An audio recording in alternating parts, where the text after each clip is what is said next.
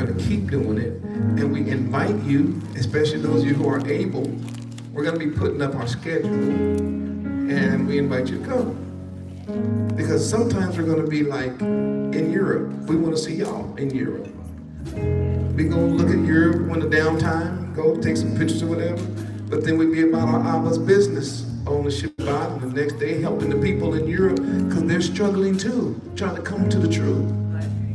That's something we learned, and it's happening all over. And if you can be an encouragement, please do. That's why we're meeting tomorrow. And we're going to put some tools in the people's hands, all right?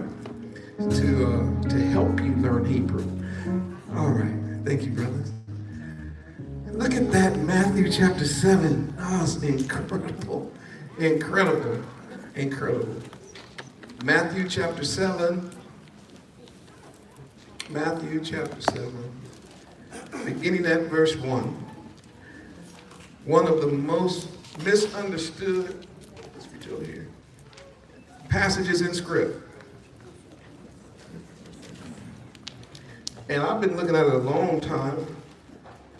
And since the Most High has been waking me up to truth and waking us up, I'm starting to see it in a whole different light too. I'm doing a series titled, What Did the King Say? Why? Why is that important? Because everyone is listening to everybody instead of listening to Yahushua. And it's kind of weird to me that nobody cares what he says. So you got one camp leader talking about, our camp is it, that's it. If you ain't of us, you ain't of the Most High. You're like, really? So where that star, where the hexagram come from? Where's that in the script? That I'm supposed to follow you. And then we have other people talking about that Joseph ain't the dad. Joseph is the daddy of the Messiah. Like, Joseph is the daddy. Where's that? Well, man, and they always come off like they beat. Hey, Maria, I gotta talk to you about something, man. I'm like, okay, what's up, okay? Have you looked at the fact that the Holy Ghost is a woman? I'm like, no, that ain't no fact. It's not a woman. It's in Proverbs, it's a proverb. I don't have time to deal with that, but a proverb is a proverb. That means you take something that is familiar and you attach to it a biblical or spiritual truth. Because it says, wisdom crieth in the street. She lifts her voice, or she doesn't mean that the Ruach is a woman. This is a proverb. It has to do with that which attracts man. That's what the Proverbs is about. Whether you're going to be attracted toward righteousness or attracted toward folly. So no, it's like, but people, they build their whole ministries on this stuff. And then they have you confused. And nobody says, how about we just find out what the Most High said through our King Yahushua? Because he was plain when he said, concerning the Ruach HaKodesh, he said, he. When he comes, he. When he comes, he. So we don't have to, this is my conviction based on the script. I think I'm gonna get it right this time. I always get them flipped over. Deuteronomy 18:15. Not 15:18. I get them mixed up. Says that Yah is going to give a prophet. That's right. Raise up a prophet among his brethren, or from among his brethren, or according to the Hebrew, out from the family, which is Yahushua, obviously. And he says that prophet you will hear. Yeah, that's right. He'll be like Moses, but he won't be Moses. He'll be greater than Moses. And while they complained and murmured and disobeyed Moses and died in the wilderness, he was like, you disobeyed this prophet that's coming. It's over for you. So when he gets here as the king, we are supposed to listen to him. And that's why I started this series. Man, it's been a couple of years, maybe a year or more now, I've been talking about it. We're in chapter 7, Matthew, and I want you to hear again what the king says. Now, beginning in chapter 6, he says, I think it starts off like, beware that you do not do your alms to be seen of men. The word alms there is the word for righteousness. It's Zadik in Hebrew. Zadik is a cousin word or kin word to Derek. Righteousness and right path go together. Being righteous and being on the right road they go together. So you can be on the right road doing wrong stuff, that ain't right. Right? Or you could be on the wrong road trying to do right stuff, you still ain't right. You need to be on the right road doing the right things. So the situation then is not whether or not you're doing right things. The situation is, are you doing right things right? So the question is, what is right? Torah is what's right. And are you doing the things that Yah has called us to do in Torah the way he told us to do it? So there's several things that I want to mention, but mainly today I'm going to deal with this one, but several things that the king mentions. He says, make sure that you do your righteousness, because remember, righteousness is a noun here. This is a thing. This is something that you do. So it's just not a description. So when you give, your giving has to be done right. In other words, don't brag. I like what's happening among the Hebrews. Some people who've been supporting the ark, they just slide and say, hey man, put this in your pocket. Here, I keep it. You know, it's just to help the work. Why do they do that? Because they know that that's like the right way to give. It's not to be seen of men. You don't have to blow a trumpet. That's not my words. These are the king's words. He says, when you pray, he says, you don't have to be making whole big old long prayers to be seen of men. You don't have to blow trumpets and ring bells and all that. How about you go in secret, pray and talk to Allah. And so what you ask him in secret, he'll reward you openly, right? And he says, and by the way, when you pray like this. And he talks about the Master's Prayer, which I titled, more accurately, perfect prayer. Because that's really not Yahushua's prayer. That's his model prayer so that you can pray a perfect prayer. And then he talks about forgiveness, how to do it right. And he talks about fasting, how to do it right. And he talks about single eye, and he talks about treasures and all that. So we are still in that same mindset when we get to chapter 7. Remember, in the Bible, the chapters in your Bible are not divinely inspired. The way they divided those chapters, just some man was like, okay, here's a good place to end it, and here's a good place to start it back up. Okay, so just know that it wasn't Yah that gave you chapter 1, verse 7. You would have this whole piece on a scroll. And that's important because many of us, again, because the way they taught us how to think, we compartmentalize Yah's word, and therefore it's hard for us to see it as a whole because everything's been divided. But if you received this letter and there was no chapters, no verses, just paragraphs, then you would understand that some of these break at really a bad time, and they throw you off. So in this case, he's talking about judging. Anybody got Matthew chapter 7, verse 1? It's another one of our righteousness. Who has it? All right, read it. Anybody have one to read it? Matthew 7, verse 1. Read loud. Judge not, that ye be not judged. All right. Thank you. Judge not. But watch this. That you, what? Be not judged. Be not judged. In English, that's what it says. Judge not, that you be not judged. So you got people saying you shouldn't judge. And that's one of the big things that we hear all the time. Don't judge me. Or, I ain't judging you.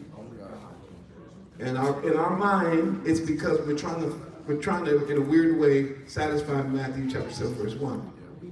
Because we don't understand that's not what he said. He didn't say don't judge. He said don't judge. Come on, what's the rest of that verse say? That what? You be not judged. All right, verse 2. 4. Come on, everybody. Let's roll together then. Oh, come on, sis. For with what judgment ye judge, ye shall be judged, and with what measure ye meet, it shall be measured to you again. So he says, what measure you judge, you're going to be judged. And then he said, what is meted out, will be measured out back to you. You hear what our King is talking about?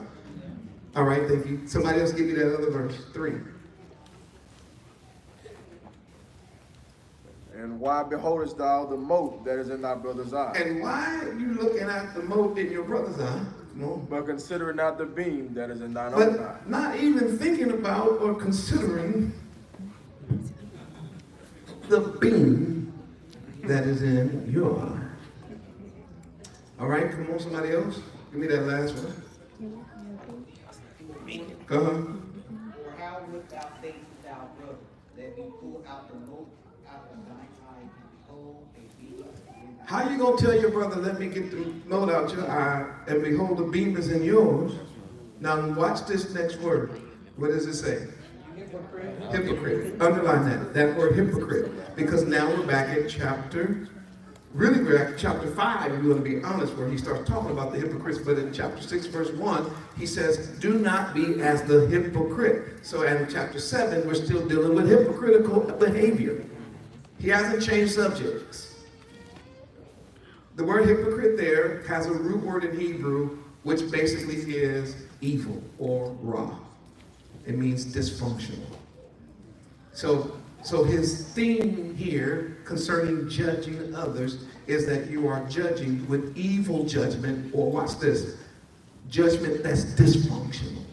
It's dysfunctional to try to help get a small thing out of someone's eye when you yourself have a huge log in yours. Okay, come on, you hypocrite. Let's finish this. Then we're going to break it down Hebraically. Come on. cast out the beam of thy own eye, and then shalt thou see clearly to cast out the mote of thy brother's eye. He says, first cast the mote out your own eye. I mean the beam out your own eye. Then you'll see clear. So he said, cast the beam out, then you can see. And so we want to unpack this Hebraically. What was our King really trying to teach us? I titled this message, Here Comes the Judge. Y'all pray to me, say, Here Comes the Judge. Here comes the judge. Say it one more time, say, Here Comes the Judge. Here comes the judge. Many people that are my age and older remember there was a song back in the day. And for you young people, do yourself a favor. Go on YouTube and type up, Here Comes the Judge. It's hilarious.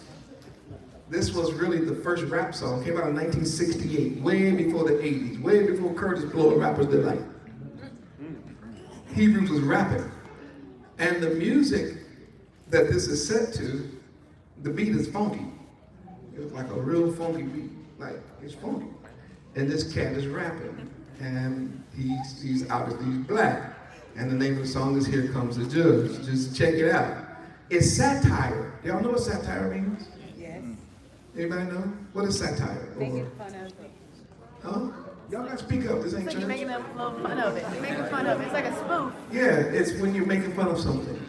So what our people used to do back in the day is that we were like master storytellers, and we also were always like, we'd create scenarios and put ourselves in it, and then create a whole story around it, and it's funny. It becomes something very, very comical. This is one of those instances when you look up this video. Well, the video's not there, but the lyrics are there. Here Comes the Judge. It's just like this common brother who basically called himself the judge of swing. Like, I'm the judge, right? And all of his friends are like, well, you are crazy. He's like, no, I'm the judge. And so he started talking about, here come the judge, here come the judge. And through the whole thing, he's like, I'm such a good judge that when you get before my court, if you come here, now, the first thing he was talking about was, I'm gonna straighten out the war. He was like, I'm going over to Paris, and I'm going to tell them they got to listen to me because I'm the judge. He said, I ain't sitting behind no square table either. See, y'all don't get that because back in the day, you couldn't be a square. He was like, you're going to bring me a round table. I'm judging from a round table, which made himself like a king.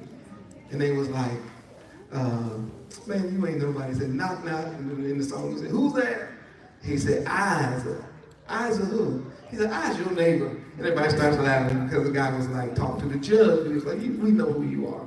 And then later on, this woman was like, is this a court? And he was like, yes. He's like, did I hear you properly say order in the court? And he says, I did say order in the court. She said, I like to order 2 cans of beer. And they all start laughing. And it goes on and on. It's satirical. It's about a person who puts himself in a place of judgment, but his friends or his people that's in the group, they're keeping him honest. Like, we know who you are. Right? And so that's the whole thing. So why did I mention that? Why did I even mention that whole idea of being satirical? It's because in reality, nobody likes to see the judge coming. Nobody really likes the judge. In reality, when you go to court for any reason, the person who is the judge makes everybody else feel uncomfortable. And so you're trying to fight your way through court to try to get the judge to some kind of way hear your side and rule in your favor. But there's a very uncomfortable feeling when the judge comes around. And if that's true concerning the real court, then guess what, Zion? If you make yourself a judge, then every time you come around people, they like, here come the judge. You get it? Yeah. Because they know you. Yeah. So as soon as you put yourself in the place of the judgment seat, the final say, especially with the definition that most people have of a judge, you have immediately turned people off. Did you catch me? Mm-hmm. It's one of our problems that the king is trying to straighten out. We have a term for that in English. We call it judgmental. And our king is trying to tell us something. He says, really, to be honest, no one likes a person who is just judgmental. Because you don't understand that same kind of judgmental attitude is how you're going to be judged. Now I'm gonna fix something here in your mind. The Christian definition of the word judge and of being judgmental and of being judged back, every one of those are wrong. I'm gonna give you the Hebraic idea and you're gonna see it for the first time. Some of you probably already know this. But some of you for the first time is gonna see it.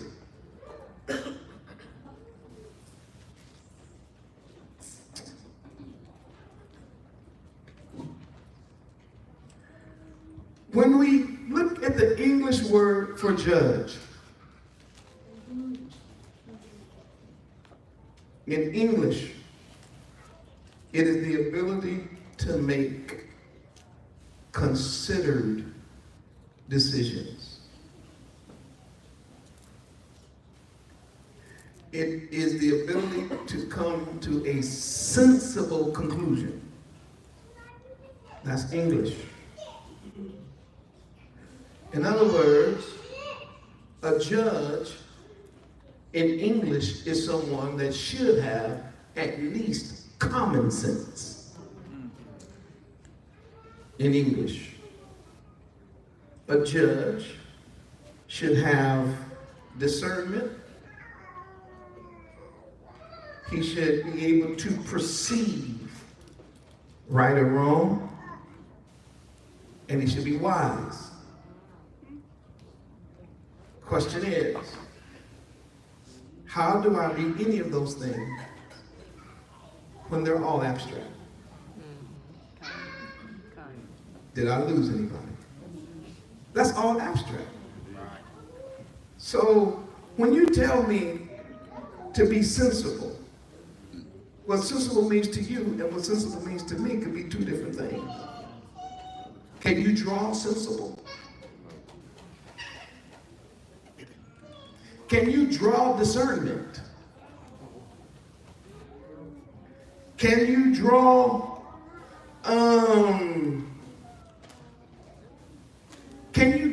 discrimination?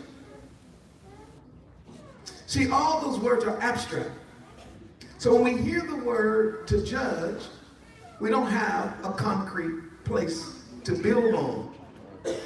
So therefore, it's easy to be judgmental because judgment is based on how I feel. What is the basis of your judgment? What's the basis of your common sense? What's the base? What's the foundation? It's whatever I want it to be in English. So if I judge you, which is kind of weird, what's going on in America right now, everybody's judging everybody. Strange. Watch this. So you have actors who are judging the president because they're liberal, and they're judging the president of the United States because he wants to build a wall. But these same actors, women are sleeping with women and men are sleeping with men. So that's weird. They call that being judgmental.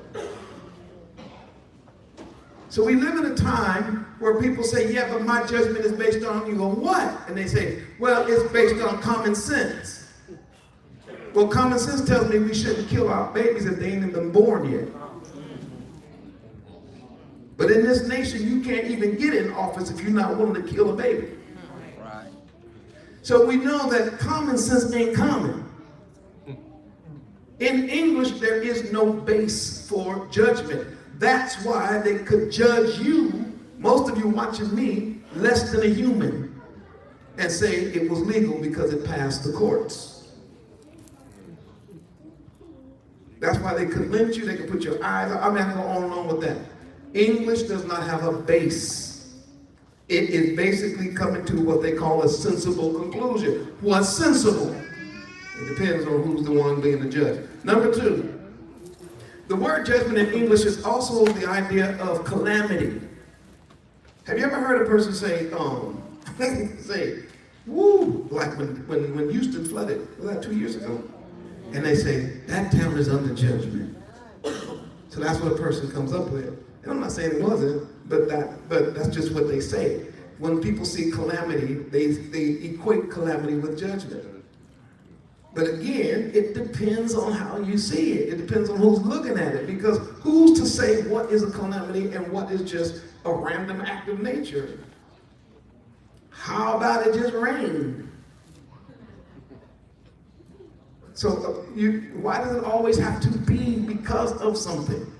I want you all to see it. I'm not saying that it doesn't. I just want you to see the English word for judgment is a slippery word. And so therefore, if judgment represents punishment, then a lot of people, when they think about Yah and judgment, what they normally think about is divine punishment. So, because we think that judgment is divine punishment, when we judge people, what we're doing is based on what we think, saying, this person deserves to be punished by Yah for doing this. Am I losing people? No. Because y'all kind of glassing over. Is you catching it? Is it just getting late? Because I really want you to really swallow what I'm saying. This is making sense if you think about it. The reason why people sit in judgment over other people is because they're basically saying, if I was Yah and you were doing that, I would do something to you to stop it. That's right. Because that's what English affords you the opportunity to do. You become, in your own heart, judge, jury, and executioner. If you could. But because most of us don't have the power to execute our own judgment, what we simply do to people is We just tell them how we feel. I just had to say something. I had to say something. You really did? Oh, so you the judge. So now every time you come around, we know that you just can't hold nothing. So guess what? Here come the judge. So we listen to all that, yeah, going one ear out the other. Why? Because we know you.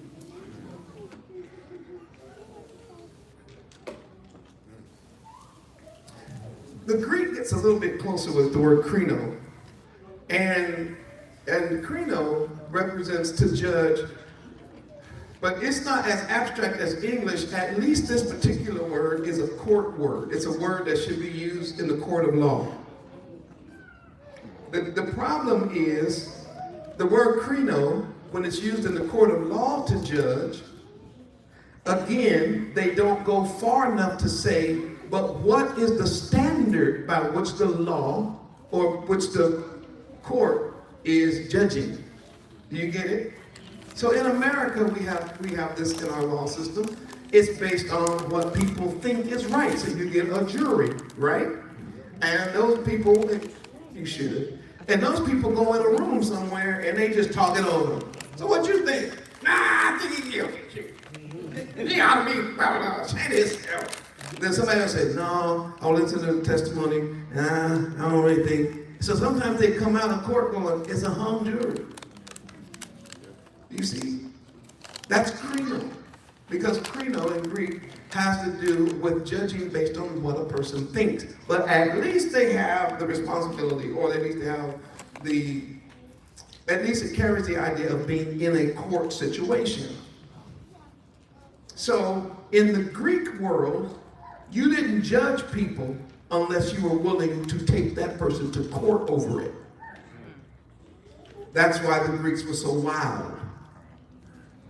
Because nobody was judged on a regular basis. Like, man, no, you do you. I do me, you do you. And so the judgment then was based on krino. But it's still abstract because it's open for opinion and speculation. In Hebrew, we have two words, and I'm going to give you these words. I'm going to help out Zion today. The first one is shaphat.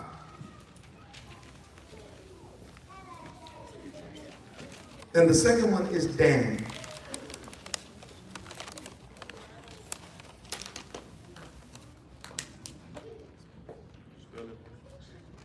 In English, S-H-A-F-A-T,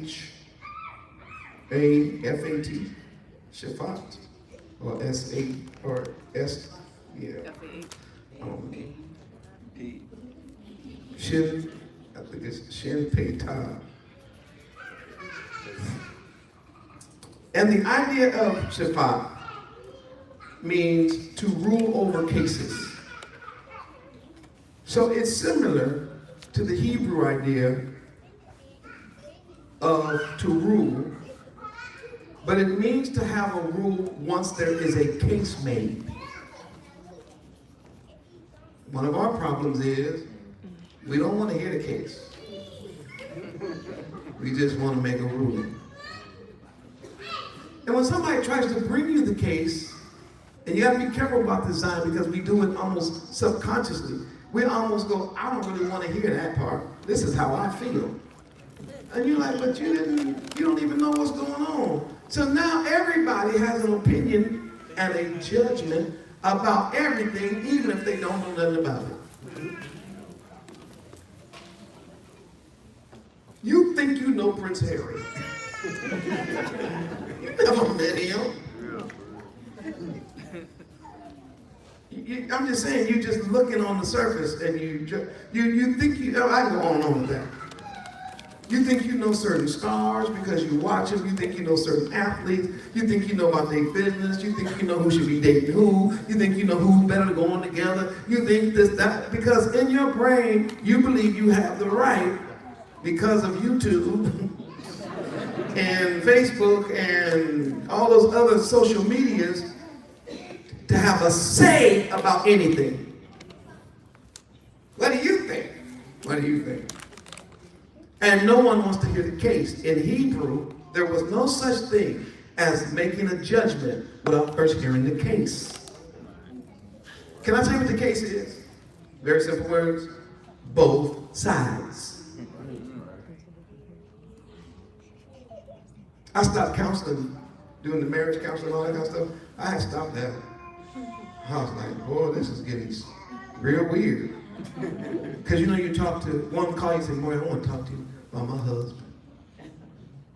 And then you say, well, I'm not talking to your husband, to you, unless you have the husband on the phone. I don't hear one side. Then just forget it. You don't understand. Watch this. What's Hulu's number? Hulu gonna do the same thing, but I guess they think she's a little softer. I'm not judging no more. No. Because it's a flaw when I'm only getting one side of the story. Same way on the other side. One of the things that trip me out is that my daughters got that thing down pat. Well, they get their side of the story quick. The whole story just, this is what happened, and I'll be like, really? Tell Jay to come here, Jay. Yeah. Already. Here's other. Both of y'all won't know. Why? Because once you hear both sides, then that's Hebraic. Stop doing that one-sided judgment. It's satanic and it's dysfunctional to the family. Then the other word, you can look that word up. That's 8199 in the Strong's. The second word is Dan. Some people spell it Dean, but I think it's more Dan. And it's basically a two-letter root. Dalet. What is a Dalet? Tidor. And what is a noon? Come on, talk about Hebrew. Seed, fish, activity, life, offspring, yes, descendants. Huh? Heir to the throne and faithfulness. Yeah, heirs to the throne, faithfulness. Okay, so when you put the Dalet, which is the door, and the noon, which is life or offspring, it's a simple, when you put it together, it might sound funny, but it's door of life. Because you have a door and you have life. So to the Hebrew mind, you can draw a door. And you can draw a door, and the door will show you how to come in and out. So the idea is when you go through this particular door, you should be entering into life. Also, judgment means when you come before a judge in judgment, your life is in the balance. Whether or not you leave out of that door free or whether you kill on the spot. It's the door of life. So entering into judgment puts you between life and death. I want you to really understand that. Judging is a very serious matter in Scripture. Because judges, have you heard people quote this verse? The power of life and death is in the tongue. How many of y'all heard that? They don't mean your tongue. If you read the context, it's in the tongue of the king or the ruler who's making a judgment. That's what that verse, that's the context. That's why I say you better act right. We got people going around talking about, I can just speak a word. Like the people. And you'll drop dead tomorrow. So you're not the judge, unless you are. Because you're acting like the judge, so every time you go around, you're like, here comes the judge. Don't make fun of you. Because you don't understand the Bible and you're trying to quote script. Life and death is in the power of the tongue of the judge, who when you stand before him can say, let him live, or execute him. So the word there for judge, Dan, very, very important word, door of life, so that we get this definition. And you can look this up. All these words you can find in the lexicon, the ancient Hebrew lexicon. When you look it up in the ancient Hebrew lexicon, you're going to see this definition. One who restores life. One who restores life. A judge by his very office is to restore life. A judge is supposed to look at a situation and see what will bring life. Now watch this. Without going through a whole lot, I'm just going to tell you because of time, life is Torah. Torah is life. So a real judge is not one that just has an opinion or has common sense or has wisdom or is in a court of law or a jury or a judge. No. Hebraic law, this word Dan, literally means a person who is able to restore Torah to the situation.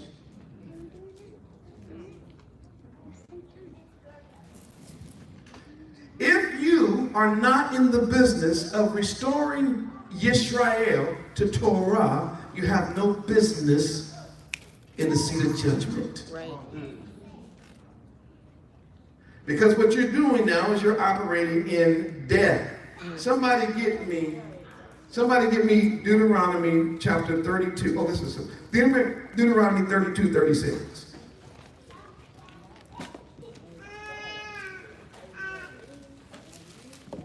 Deuteronomy 32, 36. Whoever gets it first, just read it. For Yahuwah, Oh, I love it. Come on. Come on. For Yahweh shall judge his people and side for his servants. When he sees that their power is gone, and that there is none shut up or left. So here we have Yahuwah is going to judge when he sees that they don't have any might to judge for themselves. What does that mean? He knew that his people were going to eventually be in a situation where judgment, true judgment, would not be exercised on their behalf. So guess what? He's going to eventually have to overrule all lower courts, which is humans, and have the final say. In Genesis chapter 49, 16, we find out that we have one of our uncles who's actually named Judge. Will somebody read that? Genesis 49, 16. Dan shall judge his people and one of the tribes of Israel. All right, Dan. The word Dan is the word judge in Hebrew. So, for you Hebrew students, what's Daniel mean? Huh? Judge of Elohim. Yeah, judge of Elohim or Elohim will judge. Right. Good. So you see how Hebrew works? So every time you see Dan, you know that word means judge. So when you read the book of Daniel, it's all about the Ancient of Days who's coming to judge the world. And he goes through that whole thing. Talks about the power of Nebuchadnezzar and how he's going to fall. Eventually, Yah has the final say. And it is just, wonderful. His name was Daniel, which means Yah is the judge. All right, so we have the picture of the door, and the door is the door of life. And so one of the goals that should rule our judges is that we bring a pleasant and righteous life to people. When you judge, the purpose is to get people Torah compliant. Torah compliant. Write that down. One of the purposes of the people of Yah is to get the people of Yah to be Torah compliant. So we see something in this text. Matthew 7:1 does not say don't judge. It says judge not that you yourself. So the whole point is this. We're never told not to judge, but we are told how we're supposed to do it. And one of the ways we're not supposed to do it is we cannot try to help a person find life when we are operating in death ourselves. Did you hear that, Zion? Let's go worldwide to the 12 tribes of Yisrael. Because our word for judge is connected with our word deliverance. While everybody is afraid of the judge, everybody's scared of the judge, when it comes to the Hebrew, the judge is our Savior. Did you catch that? Yes, sir. We want to see the judge. We're praying for the judge. We're begging for the judge. Please, judge. Why? Because no one else is understanding judgment, and I'm being judged by everybody. Mama judging me, daddy, cousins, uncles, everybody, and no one is hearing what? Both sides of the story. No one's bringing up Torah. And if you notice, for those of you who are in the room who have been victims of people judging you, have you noticed that the moment you bring out your Bible, they say, why y'all laughing? You already know what happens.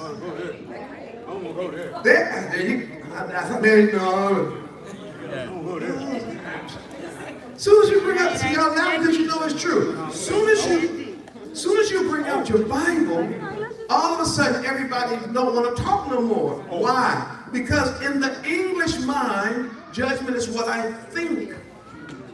I can make my own decision. In the Greek mind, judgment is what the judge thinks. Oh, watch this. Judgment is based on popular opinion. So even with a Greek mind, we would lose in court if they were judging us based on what we're doing now. We would lose in court today. Why? Because the majority of the people would be against keeping Torah.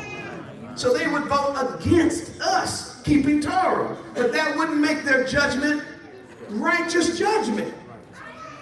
But Hebraically, we know that all judgment has to be in line with Torah. So therefore, when a person starts to judge us, the first thing we do is say, okay, first let's go to the script. And they say, well, first of all, man, I ain't got time. It ain't even that deep. You ain't gotta be. Trying to get out. And I've even heard them say stuff like this. Before you try to tell me to read the Bible, I want you to know something. I know my Bible. I'm covered in the blood. If you knew your Bible, you wouldn't be what? Judging me. In other words, you would know better than to sit in the place of an authority of Torah. Right. Because you don't know Torah. And when I found out that pastors didn't know Torah, it freaked me out. Because even when I became conscious, who will tell you? I understood, I was teaching Torah. I didn't know I was teaching Torah, but I was teaching the Old Testament. I was teaching the laws. And I was one of those strange pastors that was always fighting against this idea that you didn't have to keep the Old Testament. Because I was raised in a country church. And we had to learn the 10 Commandments. We had to learn Noah's Ark. You know what I'm talking about? And they made us learn about Gideon and Linen. Man, we had to learn that Old Testament. Instead of from the church. Thou shalt not kill, thou shalt not. What's it ever? You don't know them 2 commandments. Go back and learn them and give a speech next week. So I grew up with a respect for the Old Testament. It wasn't until I got older and went to these seminaries and these schools and places like that, that people started saying, well, you know, that Old Testament doesn't matter because that's why we have a New Testament. And so when y'all opened my eyes to the fact that the Old and the New Testament is one book, that they don't contradict each other, I tried to tell my buddies. And I found out they didn't know the Old Testament. They don't know Torah. Try to tell these pastors, try to tell leaders, they don't know the Bible.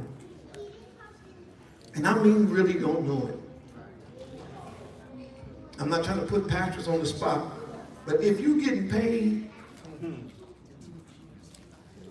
to read the Bible, you should at least know the Bible.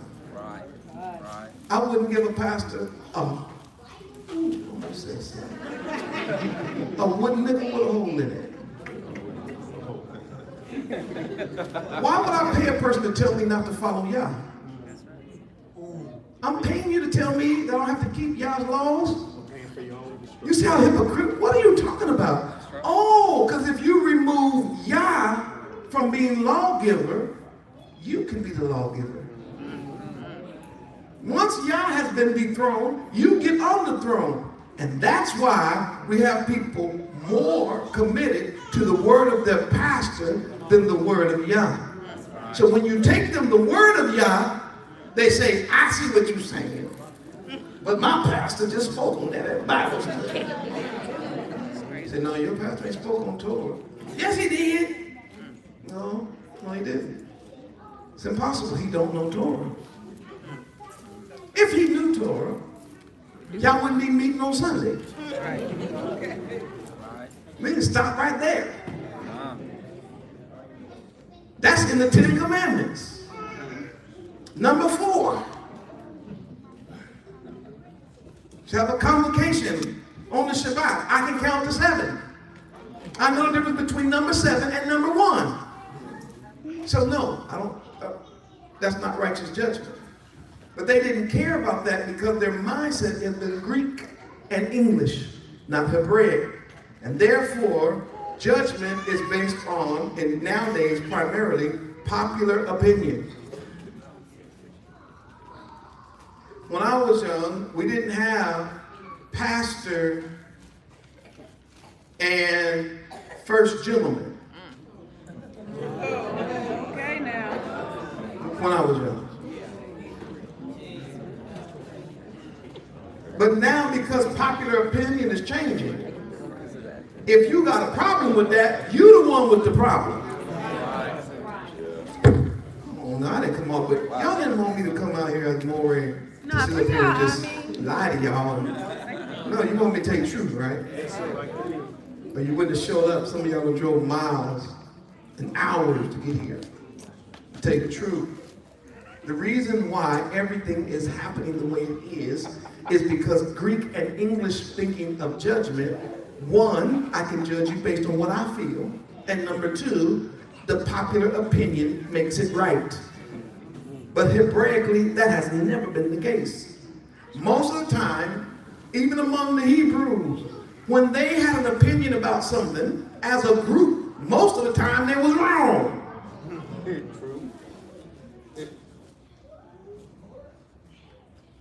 And that's why we need the prophets and kings. Hey, come on, man, what y'all doing? So I want you to understand that the word judge then means to deliver. It has to do with a deliverer or one who, here it is, here's a good one. One who restores life to people. That's the picture. So if you are judging somebody and your aim is not to restore Torah or to restore life, then you out of line. You trying to straighten out somebody. That's a big difference than getting someone to straighten out or become compliant with Torah. You trying to straighten out somebody to be more like you means nothing. Because I got a question. Who are you?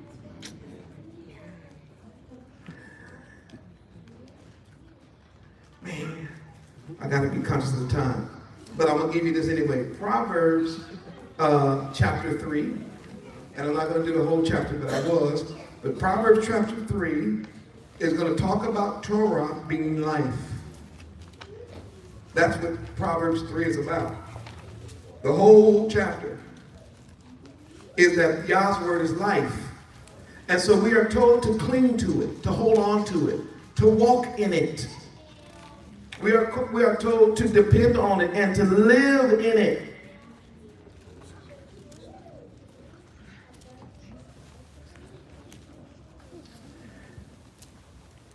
But I will give you this one. Go to Psalm 119, verse 9. Psalm 119. Matter of fact, the whole Psalm 119 is about the law, the Torah. But let's just look at just verse 9. 119, just verse 9. Wherewith shall a young man cleanse his way? How will a person straighten up? By taking heed to you? No. By listening to what you got to say? No. But by taking heed according to thy word. Everything has to be according to the word. 1 John chapter 1, verse 1. It says, in the beginning was the Word was with Yah, the Word was Yah, the same as in the beginning with Yah, all things were made by him, and without him there was not anything made that was made. It says, but in him was life. And that life was the light of man. So what we're going to discover is that the life of man is Torah. So why did Yeshua come? He came to restore life, or to get you back to Torah. That you would have life and that life more abundant. Yes, because what happened was we got pulled off track. And when we started judging ourselves, we started doing it with unrighteous judgment, started judging other people, and we ended up with what's called subhuman life or sub-Torah living. And our judgment is all over the place. John chapter 6, verse 63. Let's do this quickly. I'm going to get out of here. John chapter 6. We're going to do some biblical calisthenics in the middle of this message. I normally do them at the end, but we're going to do them in the middle. John chapter 6, verse 63. Get them fingers exercising through this holy scriptures of truth. Hallelujah. John 6, 63.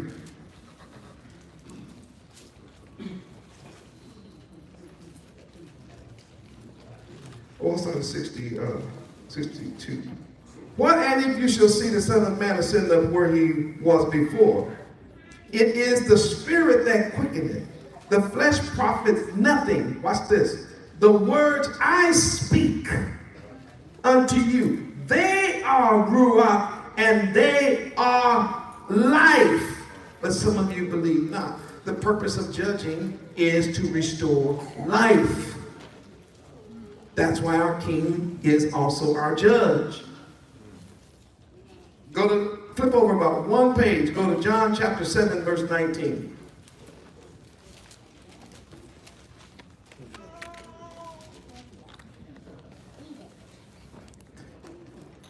Did not Moses give you the law? And yet none of you keep the law. Man, what is wrong with y'all? And that talking to us today? Why go you about to kill me? And the people answered and said, thou hast a devil. He talking to the king. Who goeth about to kill thee? Yeshua answered and said unto them, I have done one work, and you all marvel. Moses therefore gave unto you circumcision, not because it is of Moses, but of the fathers. He was trying to say that Moses didn't start it. It came from Abraham, obviously. And ye on the Sabbath day circumcise a man. If a man on the Sabbath day receives circumcision, that the law of Moses should not be broken, are you angry at me? Because I made a man every whit whole on the Shabbat. Judge not according to appearance, but judge what? Righteous judgment. This is what he said. You all don't get mad at each other. When you circumcise a baby, you cutting something off of him. But watch this. The word for judge, Dan, in Hebrew is to restore.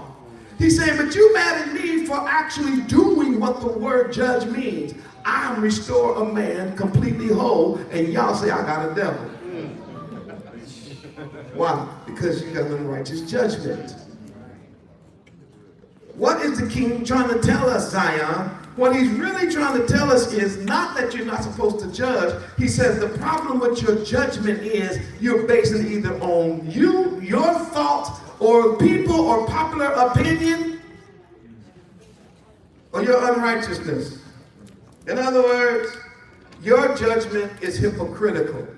That's why he uses it. It's raw. Write this down, Zion. It's for you. Stop judging people with dysfunction in you.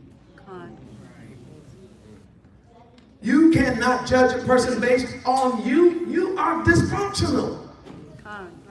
It's the whole point of us bringing Torah to the people is people are realizing just how dysfunctional they really are. Because before there was a Torah, you were not dysfunctional on yourself because you was the judge of yourself. So when somebody looked at you funny, you was ready to fight. Why? Because you thought you was perfect. I can't believe you looking at me. What you want to do? What you want to do? Why are they fighting? Oh, because she looked at her. I don't understand. Well, I mean, you know, the way she looked at me, I was like judging. Yeah, but your whole booty out. But that's my business. How I want to dress. See what I'm saying? So now we fighting over what? How I feel and how I think and what I feel is right and what I think is good and what I think is not. And all that is based on your dysfunction or our dysfunction. How do we become so dysfunctional? Number one, slavery. Slavery taught you to be judgmental about everything. House Negro, field Negro. Straight hair, curly hair. Light skin, dark skin. Step and fetch it, field hand. Blah, blah, blah, blah, blah. So all we do is, 100 years afterwards, we still doing the same thing. Who she think she is? Who he think he is? That's right. That's the kind of stuff Yeshua was saying. In the awakening, can't do that no more. That's right. We don't judge like that. That's dysfunctional judgment. Because not one of us is using Torah to be the judge. We're not using Torah, we're just not learning Torah. Most of us don't even know the Hebrew alphabet. We're unraveling Torah. So therefore, we have to first get, okay, the English word moat the moat that's in your eye. Mm-hmm. That English word means dust or sawdust. It comes from the Greek idea of a splinter. But the Hebrew word korah is not that word. It doesn't mean splinter. It means a small twig. It means a small twig. The first time that word shows up is when Noah lets the dove go. And the dove flies around and it picks off an olive leaf. That's the first time you see the word in the Bible being used, this particular word, which is korah, and the idea, the word aleph, ayin lamed hey, ayin lamed hey. It means a leaf that's tied onto a twig. It's like if you go up and pluck it and you get a little piece of wood in the leaf. That's the picture here. So why is that important? Because in the Hebraic mind, he's not talking necessarily about a splinter in a person's eye. He's making a comparison between a beam, which is really a rafter, and the word for beam is the word korah. And of course, the beams were used to build homes. Korah has to do with that beam that you use for the roof. If you read 2 Kings, you're going to read a story about how the prophet Elisha said that the place that they were meeting were too small, so they went out, some of the prophets, they went out to the Jordan River, and they were all befelling beams. That's when that guy's axe head fell off and fell into the river. If y'all don't know that story, you should read it. It's a beautiful story. But anyway, that's the picture of a beam. So what is the beam? The beam is the tree. The tree falls over, and then what you do is you then clear the tree off of all of its small little branches, because the thing you really need to build the house is that beam. So I want you to see the picture is that this beam was used to gather people. That's why you put a roof, so that people can gather together. That's why they say we gathered under one roof. So what's the significance of that? Here's the significance. When you are judging people, and it's not based on Torah, it's not like everybody can see the beam. You have a beam because it's right here and open. Everybody know your business. So the picture is you are not even trying to become Torah compliant yourself. That's the picture. You have things in you that are like a cedar tree. It's like a roof. It's part of who you are. It's part of your building, yourself. You know what I'm saying? Like, this is just me. How many of us have said that? How many you know that some of that stuff that we say, this is just me, is that beam in your eye that disqualifies you from trying to help get the mote out of your brother's eye. That's why nobody wants to see you coming. That's why people don't like you. That's one of the reasons why the cults that are on the corners of New York the camps that's on the corners of New York and all that. That's why people be like, man, what's wrong with these people? You know why? Because, dude, we know that what you're doing ain't Torah. It's a big beam. And cussing people out all day is not how you get people to repent and turn. They need Torah. But we started realizing something. They don't know Torah either. So just like the pastors, they're making it up as they go.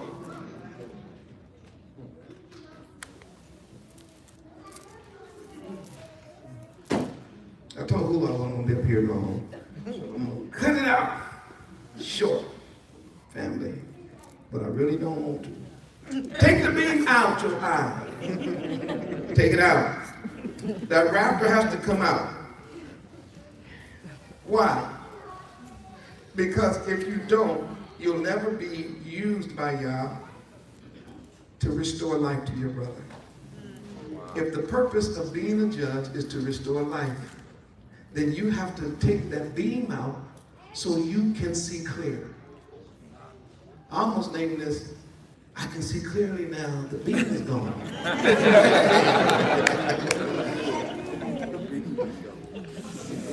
Because we all grew up with beams in our eyes. Scales. We all grew up under certain roofs where certain things were permissible and certain things were not. Certain things were honorable and certain things were not. And it was all based on whoever my mom and daddy was. Because they could make an excuse for everything, whether it was bad or terrible or good or whatever. And sometimes they would get by saying, you know what, that's grown folk business. And a lot of times that grown folks business was sin. Right. So, it's not, adultery didn't start yesterday. Adultery in our culture been around a long time. Drunkenness, drug abuse, all that stuff been around a long time. But the reason why it never took us down as a nation like it's taking us down now is because there was a time where we understood that Torah was a base. So in order to get home, all we had to do was return to Torah. And once we returned to Torah as a nation, Yah then would do his part and restore the nation. They'd be back to prosperity, man, back to houses and land and cattle and everything. We're like, woo, we're so glad we got back. But 2 generations later, once they get in the land and now everybody eating and everything, they'd be like, man, I think I need a steak and leg one more time or funky chicken or something. And they go out and next thing you know, what are we doing? Christmas and Easter and painting our babies' faces and then what? Punishment again. And then after that, here come the prophet. Hey, y'all know you can turn back to Torah. We're like, yeah, you're right. So then a couple of us put on sackcloth and ashes and y'all come back. He bless us, he restore us, set us back up. We start living again. We get rain in due season. We get up, you know what I'm saying? And then the cycle continues. But we always could get back because we always had Torah. But what happened after 70 AD? After Rome came in and sacked Jerusalem, ran us up out of the Holy Land, we ran for almost 1,000 years or more all over the world, ended up in West Africa, trying to hide from the Most High. Then Deuteronomy 28:68, and the slave ships brought us over and beat us to death. Change your name, change your culture, change your language. Watch this. And snatch Torah. Told you if you read this, we'll put your eyes out.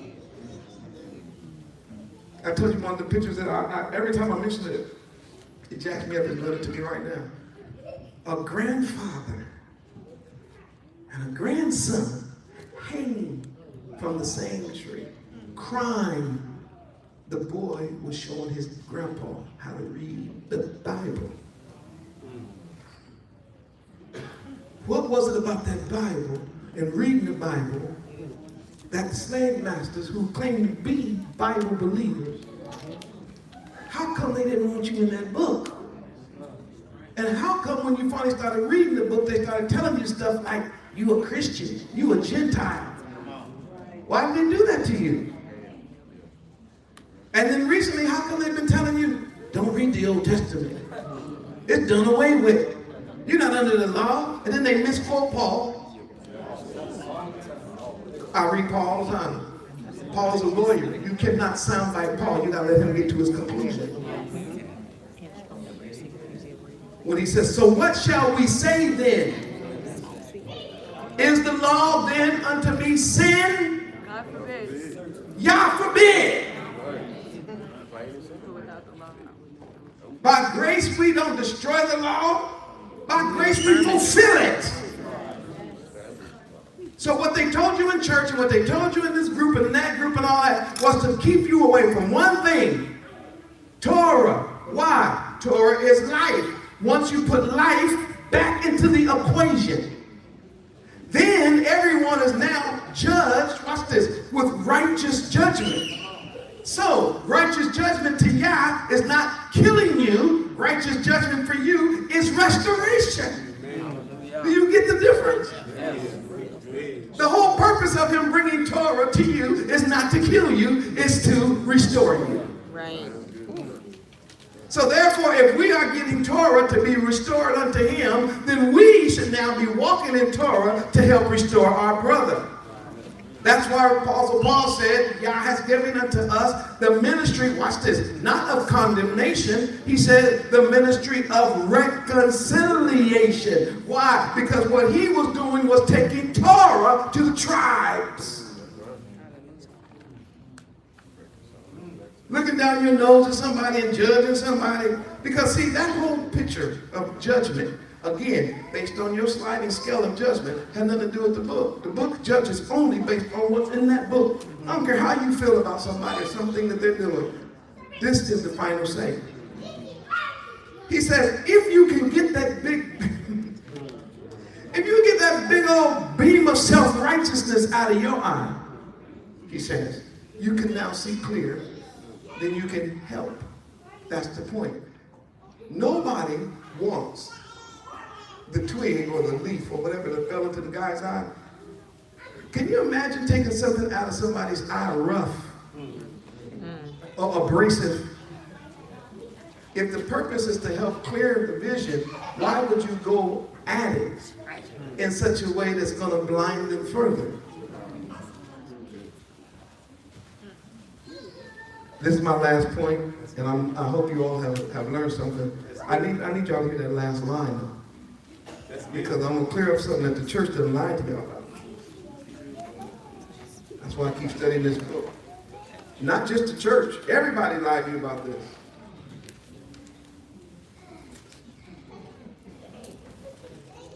Lying on what the king said.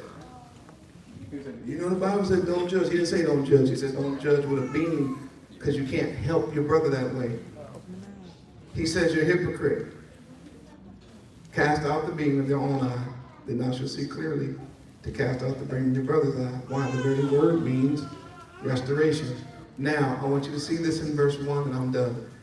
He says, with what measure you meet, it shall be measured unto you. Again, people have said that means if you judge other people, if you judge people, people are going to judge you. That is not the picture. Whether you judge somebody or not, you're going to get judged. Right. So you try not to judge people so that you won't get judged. You won't get judged for that. They think they ain't never judging nobody. That's not the picture.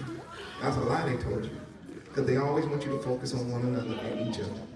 It's not the king. You know what he's saying? He's saying, if you're not having mercy when you deal with other people, in the judgment, Yah will not have mercy on you.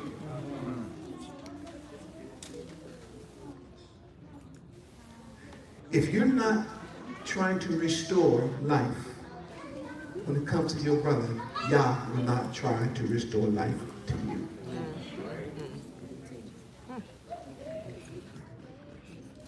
He keeps coming back to that same thing. Remember he said about forgiveness? You don't forgive your brother. He said, Yah, in the Shammai, and I will forgive you. So you judge your brother unrighteously. That word not unrighteous. Dysfunctionally. Overbearing. And not being true in the judgment. When you get to the judgment, don't expect mercy from God. So I started thinking, I think I'm going to be a little, I think I need to be a little nicer. A little more patient. Here's a better word. A little more Torah compliant. Some things that people do, I think I'm just going to let it slide if Torah not talking about it. Did y'all hear what I said? If it's not Torah, then I don't care if you drink regular Coke or Diet Coke. Make no difference to me. Boring, but the Diet Coke has saccharin and saccharin attacks the temple. But regular Coke got sugar and it turns into fat. I'm like, oh man, you know what? How about this, man? Y'all just drink, man. I'm not judging. Well, I can't find it in Torah. But I can find keeping the feast days. I've made a list. Y'all want to hear my list? Quickly. This is why every pastor should stop judging. Every Christian, stop. Everybody who don't know Torah, stop judging. Because y'all got too many beans. You don't keep Shabbat. You don't do feast days, but you worship Tammuz. Some of y'all put black stuff on your head a couple days ago. My baby said, "What, Daddy, what is that on their head?" I said, "They worship Tammuz, baby. That's Tammuz." How are you judging anybody and you still eating pig? Right? Stop. How are you judging somebody without law? Because you said the law is done away with. So if the law is done away with, what position do you have to make up a law I should be following? Shut up. I told you about that diet on Friday. If you can't count to 3, you got no business judging the house of Israel. Pastor's word is final. Where'd you get that from? You must have never read Jeremiah 21. Have you heard this one? You got to join this church if you want to be saved. Show me where that's in the Bible. How about this one? We have communion every first Sunday. In the dark. But you don't keep Passover. And you want to judge me. How about this one? Have you said the sinner's prayer? What's the sinner's prayer? They came up with that to make you feel like you belong. Right in the face of I said, who said these people draw near to me Their mouth. with their mouth. But their hearts are far. But their heart. Far from me. That's salesman thing. How about this one? You trying to judge and you still believe in 3 gods. The Father, the Son, the Holy Spirit. No, Moria. We don't believe in 3 gods. We believe them 3 are one. And why you ain't keeping the commandments? Oh. Well, Papa God. What I mean? No, when the Son God came. No. Holy Ghost God. Oh, that's 3 gods. So you think every time a new God showed up, the rules changed. So you do believe in 3 gods. You're just saying you believe in one. If you believed in one, you'd be keeping Torah. Because he don't change. How about this one? Well, I hear what you're saying, Moray, but I have a personal relationship with you. I need somebody to find that in the Bible. When he prayed, he said, pray hour. How many of y'all see that in the Bible? Pray hour. Hour. I don't relate to Yah on a personal level. What are you talking about? This is a family. We're a nation. I got to relate to Yah how I relate to you. Right. And both of those relationships have to be based on Torah. You know why they're saying that? They're saying this was interpretation of that. All of my sins, he understands. Interpretation. I ain't finna stop sinning at all. And he understands. That's what he said. That's what they said. How about this one? How you gonna judge somebody you still believe in the rapture? You finna really take wings, and I really hate that you know what? Because I used to really love that song. Song that this life is over. I will fly away. I started reading, I said, oh. Ain't no flying. No wings. Y'all from the country, some of y'all should know that when we used to do that. 2 wings. All that foolishness. What is that about? Where does it say you're going to sprout wings out your back and fly away? But yet you want to judge. How about this word? Unconditional love. Where's that in the Bible? There's no such thing as unconditional love. What does that mean? Ahava has to do with the house. Yah loves you according to the house. In other words, the rules of the house. You disobey the rules of the house, you have to go. Here's another one. Unconditional grace, which means I do whatever I want. How about this? Have you heard? Y'all not dealing with nations no more. That one just came in there. I said, what do you mean? I said, you know, he's only dealing with individuals. So Paul was lying when he said, is Yah done with Israel?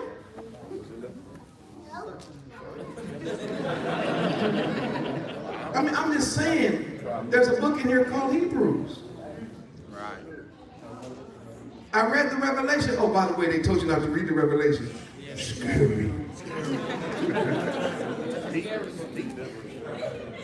You mentioned the like no personal relationship, but I want to give a verse because that's kind of like a touchy one that you still might. Oh, okay. So John 13:35, it says, by this shall all men know that you are my disciples if you have love one for another, not if you have a personal. By this you shall know. Say it again. By this all men will know that you All are my men shall disciples know that you are. if you have love one for another. Love one for another. And by the way, John repeats this in the book of John when he says, how are you going to claim to love Yah? You don't love your brother. There's nowhere you're going to find that personal relationship line. Now, all of us should seek a relationship with him, but in a personal. It's true. Like you treat each other. In other words, you don't make the rules to that relationship. Right. He makes the rules. And he don't just go along with anything you come up with. I wish I had time. Here's another one. You got all day. Oh, there's so many. So let me go back to this one about this rapture thing. We look forward to what's called a resurrection. There's the resurrection of the dead. And then there is the gathering of his people. That is not the rapture doctrine. The rapture doctrine is a funny doctrine. It's a doctrine that says one day, before things get too bad, everybody's going to disappear. That's been following you. And then the trains are going to start crashing into each other. Airplanes are going to fall out of the sky because all of the Christians going to be gone. Liar. Matter of fact, I read in the Revelation, well, the books are going, matter of fact, let me finish this. I read about that. No, what's going to happen is there's going to be a resurrection in the last day. Unless you follow Torah, your judgment about anything is dysfunctional and stupid.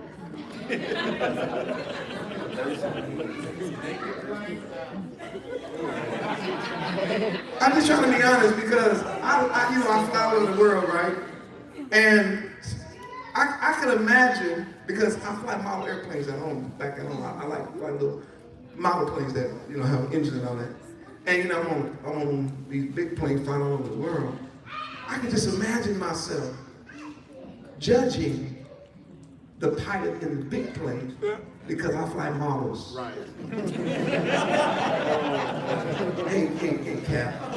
First of all, man, you took us to what, 20, 29,000? I really thought 30, 40,000 would have been better.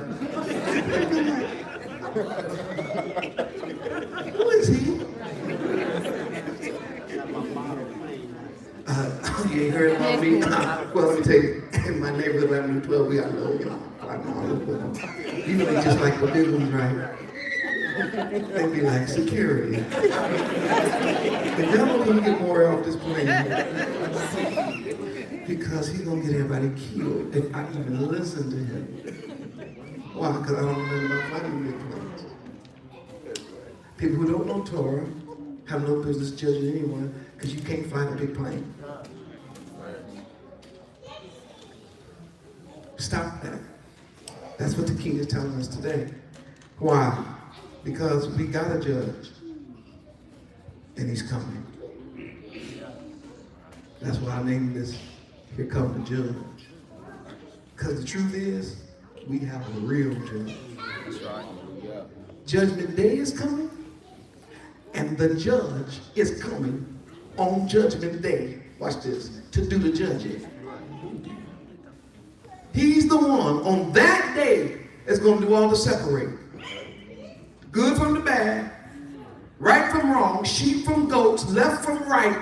The judge is going to do it on Judgment Day. And let me tell y'all something. He won't ask you your opinion about nobody. You really think the Messiah, how Messiah going to come to me and say, so, Lord, what do you think I should do to him, to her? Them kids is having a blast.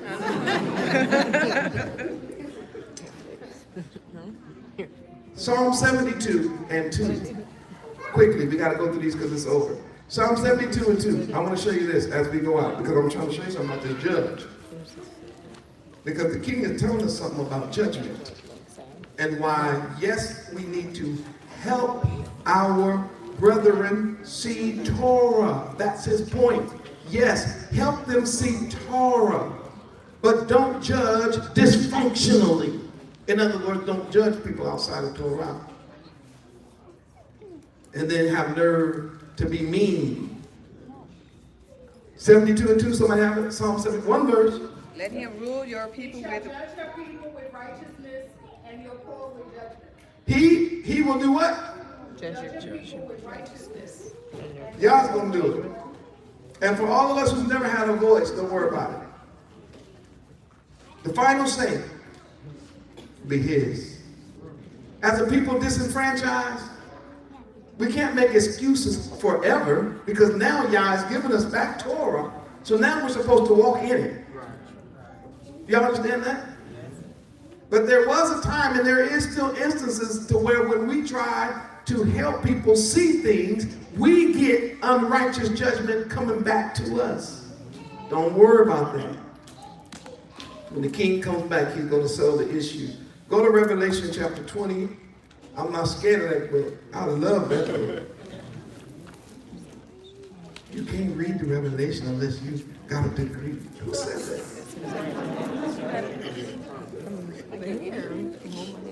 Man, everybody, you should teach your babies the Revelation. They ought to know that book forward and backward and forward. Because that's the book they're living in.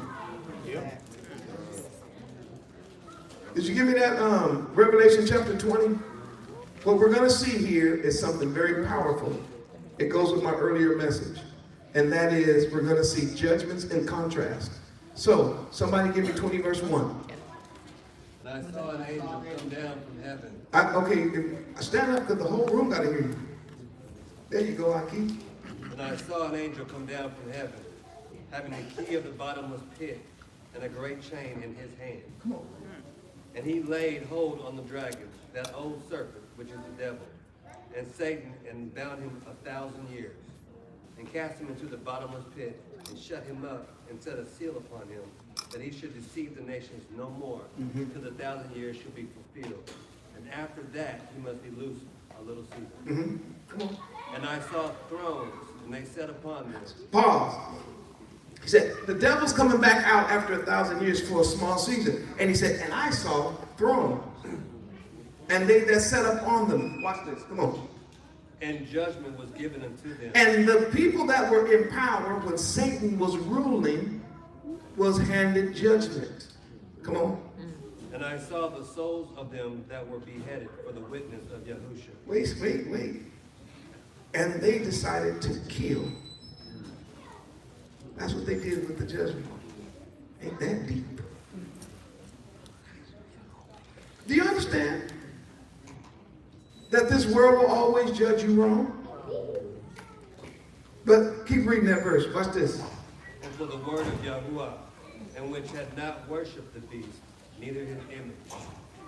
Neither So the ones that are being killed are the ones that are not following the beast. So tell me, if everybody who's not following the beast has been raptured, who are these people?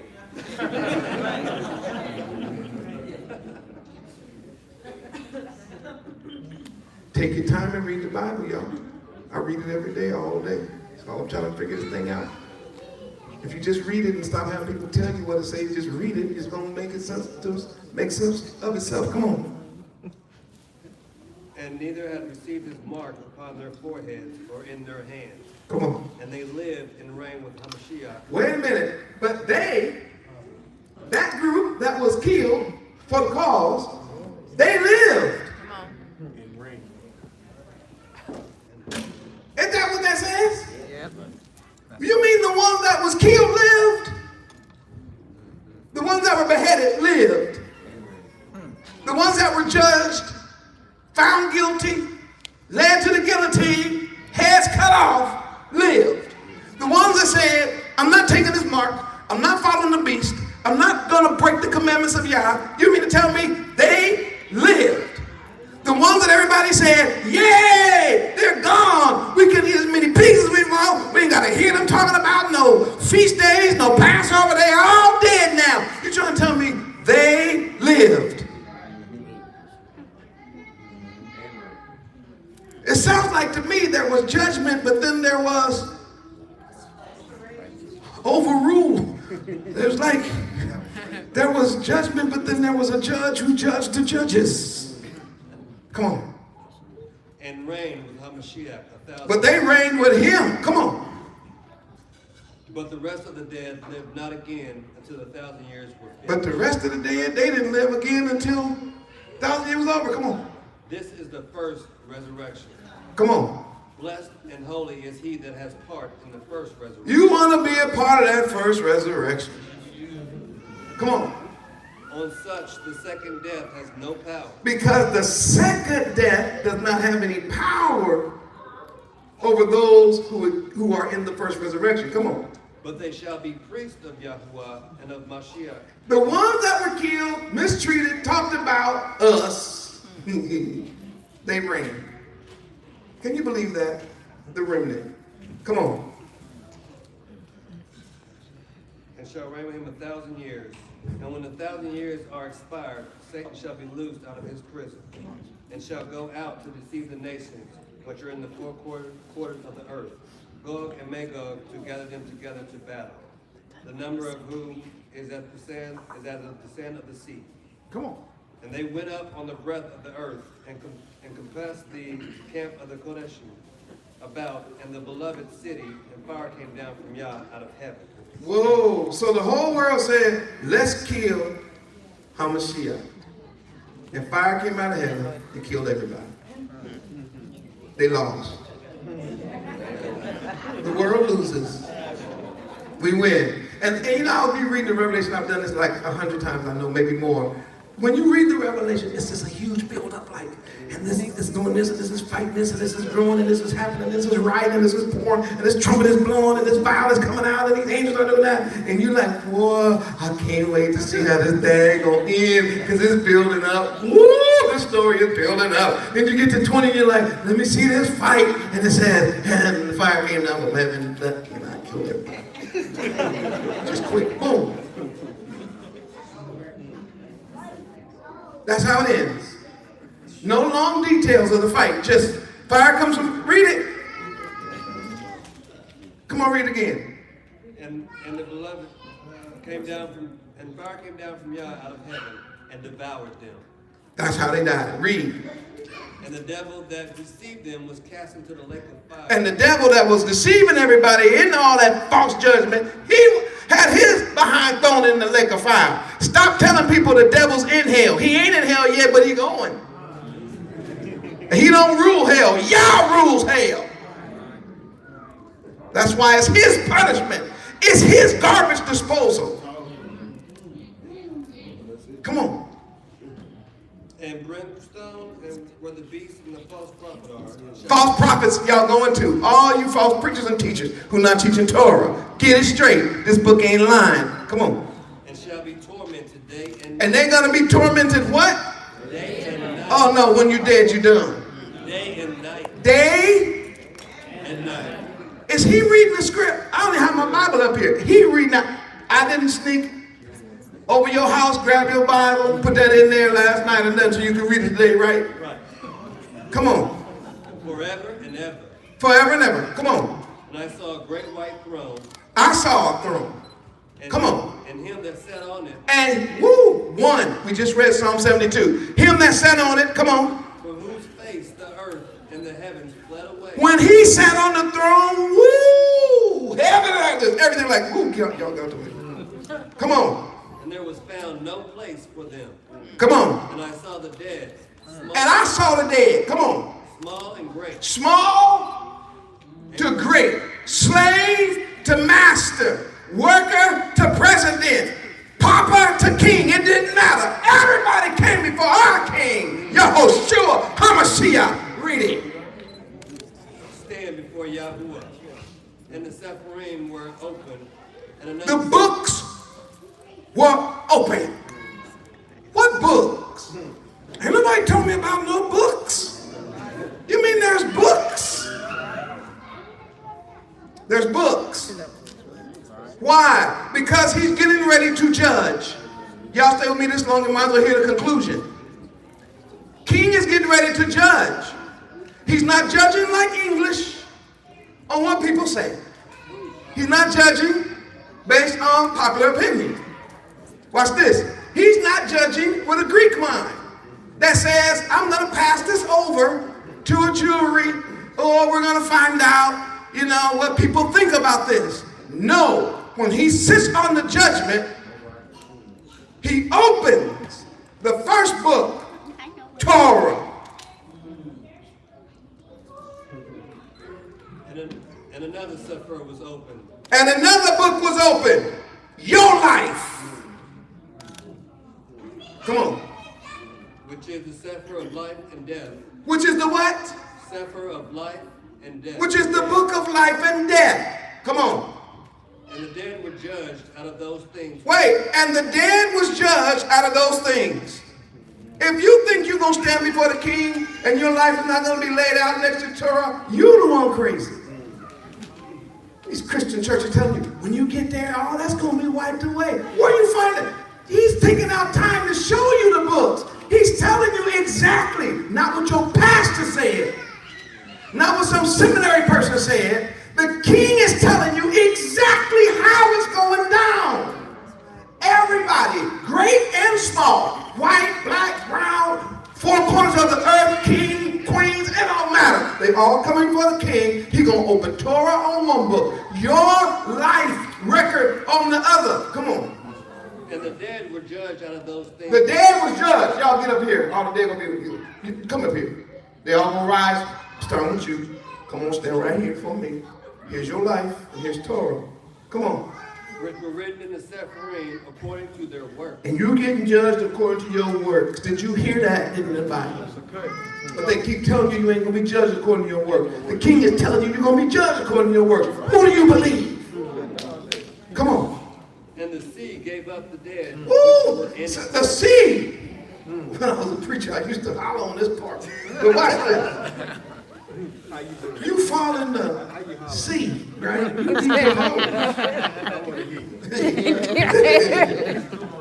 And basically what ends up happening is you get eaten. I talk about how, in a poetic way, how you get coughed back up by everything that's eaten you and put back together perfectly for one purpose, so you can stand in the judgment. Come on. And death and Sheol did deliver up the dead. Wait, and death and Sheol. The people who was already dead, they thought they got away with it. Like all these ex-slave masters and all these mean and evil people. They're like, well, they died before the judgment. What does that mean? Judgment is still coming. Judgment day ain't hit yet. They y'all got to stand. Come on. Come on. Delivered up the dead which were in them. Come on. And they were judged, every man according to their work. Come on. And death and Sheol were cast into the lake Mm-hmm. of fire. And death and hell was cast into the lake. The final destination was the lake for death, hell. Come on. This is the second death. And whosoever was not found written in the Sefer of life. Stop. And whosoever is not found written in the book of life, the Sefer of life. Right? How do you get written in that book? Nobody knows, because nobody knows Torah. But if you read Malachi chapter 3, he'll tell you how to get your name in there. Go to Malachi chapter 3, and just because we shut it down, I'll just hit one verse. But I was going to do that whole chapter.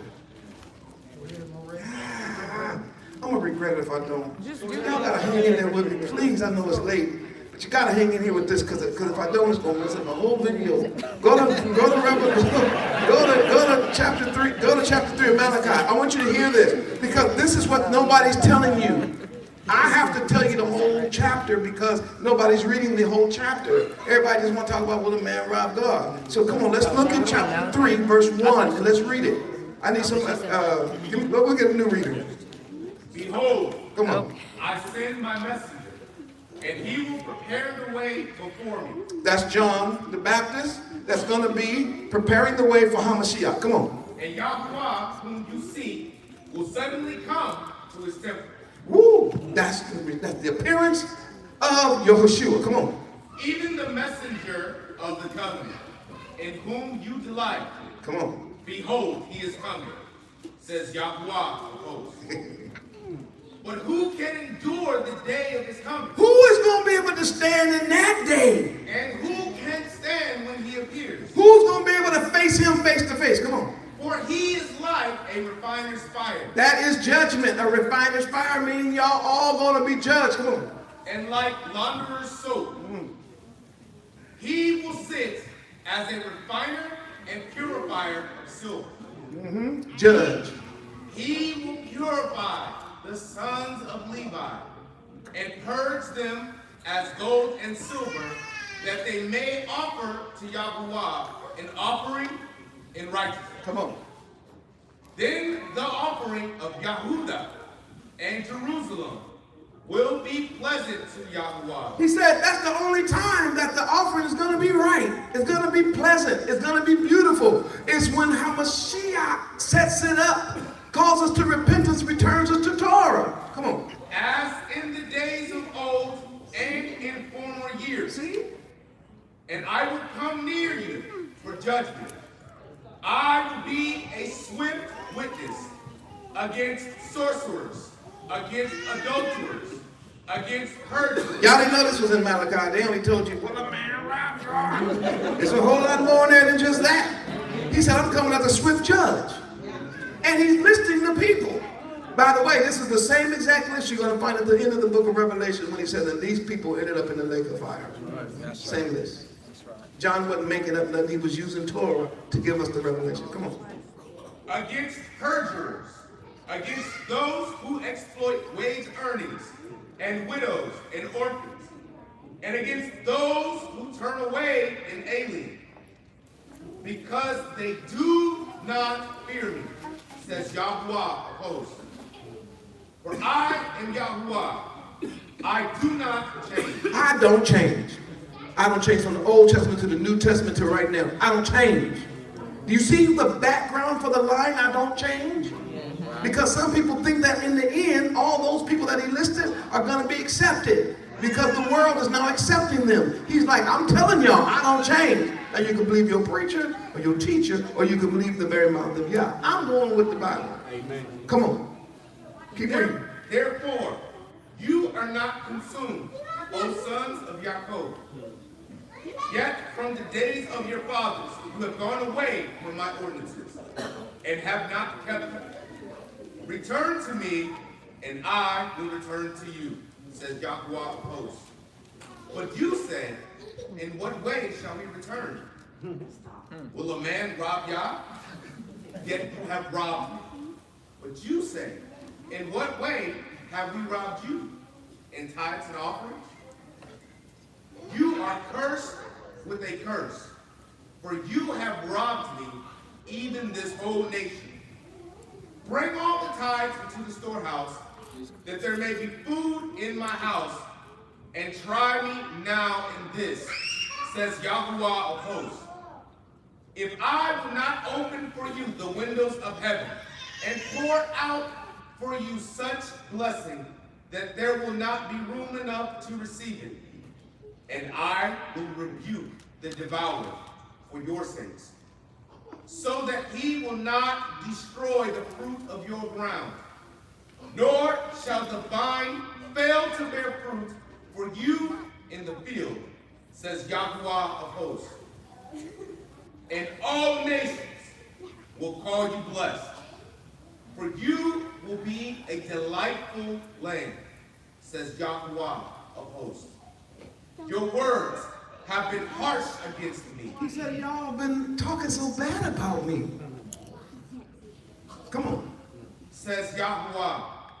Yet you say, what have we spoken against you? And then that's exactly what the Christians are saying now. What are we doing against him? I mean, y'all, every time I tell you about giving, you get mad. That's what he talked about, giving. And he says, y'all voices have been mad about against me. Then they go, what do you mean? Every time somebody speaks about sharing or giving or helping, people get offended. But Yah is the one who's telling the nation to do this. Why? To take care of the nation. Simple. This ain't no strong arm offertory appeal. This is Yah telling his nation, this is how the nation is taken care of. But you guys got an issue with it. So you get mad at Yah. And watch what they say. Come on. You have said, it is useless to serve Yah. Woo! What profit is it that we have kept his ordinance? He said, you were saying, man, it's useless. Just giving all our money away to some preacher. And I'm with that when it comes to the church thing, because that is false. But helping the kingdom of Yah and the work of the kingdom is two different things. But they were saying we shouldn't do nothing because it's futile. It's no profit. But watch this, come on. And that we have walked as mourners before Yahuwah of hosts. Why should we be keeping these laws and statutes and all that? Come on. So now we call the proud blessed. Ain't that what we do today? Amen. Do you see this was written before our king even got here? So now we live in a time where we call the proud, we look at like a mobster or some rapper or some woman swinging on a pole on TV and that girl who ain't got her thoughts together, whatever her name is, it's all popular right now, representing y'all. You say she's blessed. Use those terms. Come on. For those who do wickedness are raised up. So the wicked among us get raised up, the righteous get pushed down. Come on. They even tempt Yah and go free. They even got nerve to stand up and cuss Yah, talk to him, talk about him in his face, and people go along with it. Come on. Then those who fear the Most High. Woo! But right there it says, then those who did what? Those who were afraid of that kind of behavior, who knew better than that, what they do? They spoke to one another. They spoke. That's the Bible. I'm not writing this Bible. He's reading it. I'm just helping you read it slow so it makes sense. So the world is now against Yah. They're talking about, I don't want to give, I don't want to share. Then you get the proud, they get lifted up, and the people who are evil are now raised, and the righteous are now pushed down, and blah, blah, blah. And in the midst of all that, he said, but then there is always that small group that fears Yah. Come on. And Yahuwah listened and heard them. Wait. Yah heard them? That's us. The one who made heaven and earth hears us. The one who's upholding all things by the power of his word heard us.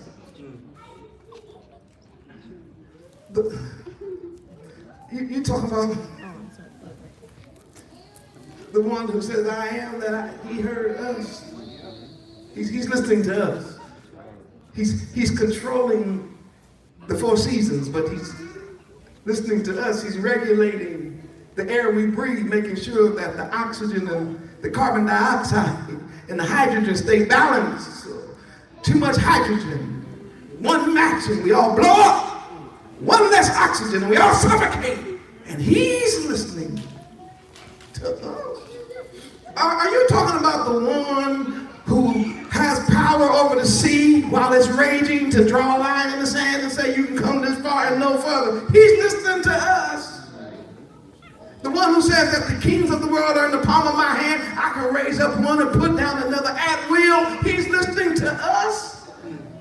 He's listening to us, the one that they calling crazy, the one they say we're in a cult, the one that they say you don't like your children if you're not giving them some kind of marshmallows or something. What is he? He's listening to us.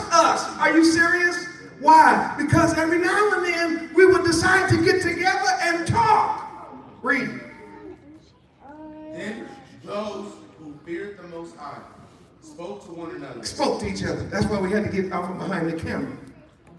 And the Most High listened and heard them. And the Most High listened. He showed up to the meetings. Come on, watch what it's going to say. So a book of So a book of, talk back, remembrance, come on, was written before him for those who feared Yahweh. For those who feared Yah. Come on. And who meditate on his name. There's your book. That's how you get in that book. You fear Yah and honor his name. Those are the people in the book. But those people who don't fear Yah and are not honoring the name, not keeping the commandments, they're not in the book. Period. So when the book's open, guess what? The names are going to be written in there, those whom he saw doing what he said to do. Come on, is that the end? Two more verses. Is that it? No. Yeah, watch. Listen. Those who meditate on my name. Come on. They are mine, says Yahweh. There, when I... On the day that I make them my jewels, and I will spare them. And I will do what? I will do what? So I'm going to spare them. The books are open, right? If your name is not found in that book, ain't no sparing you.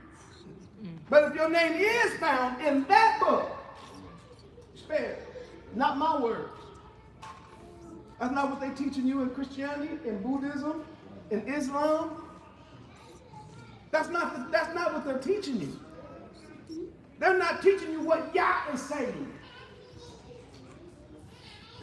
I need you to read that verse again, because somebody think me and you got together, man, and put that in there just so I could close my message with power. Come on. Somebody said he reading from my phone. He ain't reading from the Bible. He texted me what to say. Then they shall be mine, says Yahweh of hosts, on the day that I make them my jewels. And I will spare them as a man spares his own son who serves him.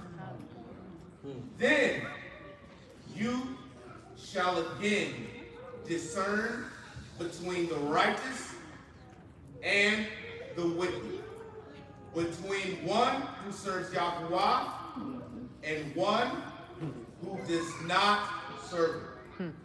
So you see, that's true discernment. That's how it ends. Y'all don't worry. It's bad now, but the judge is coming. And we ain't talking about the sitcom judge. We're not talking about you. We're talking about the king. He's going to settle the issue in righteous judgment.